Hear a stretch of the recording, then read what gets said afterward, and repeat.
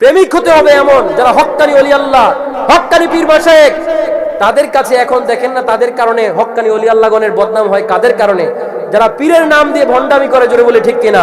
ওলি আল্লাহর নাম দিয়ে যারা ভণ্ডামি করে, তাদের কারণে বাংলাদেশের মধ্যে যারা ইসলাম প্রচার করেছেন, এই সমস্ত হক্কানি ওলি আল্লাহগণের বদনাম হচ্ছে, জোরে বলে ঠিক কিনা? একজন হক্কানি ওলির কাছে গেলে আপনাকে বলবে, বাবা 5 ওয়াক্ত নামাজ পড়ো, পিতামাতার খেদমত করো, তারপরে দান সদকা করো, হারাম কাজ করো না, সুদ খাইও না, জোরে বলে ঠিক কিনা? এটা হচ্ছে একজন হক্কানি ওলি আল্লাহ, একজন পীর মাশায়েখের বৈশিষ্ট্য, জোরে বলে ঠিক কিনা? এই জন্য হক্কানি ওলি আল্লাহগণের দরকার আছে না নাই?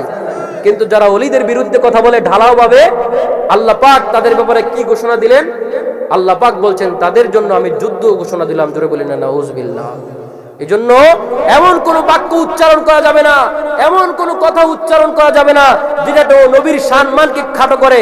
আপনি মনে করছেন আমি এটা বললে আমার দল খুশি হবে, আমি এইভাবে বললে আমার পীর খুশি হবে, আমি এইভাবে বললে আমার বাবা খুশি হবে, আমার এইভাবে বললে আমার উস্তাদ খুশি হবে।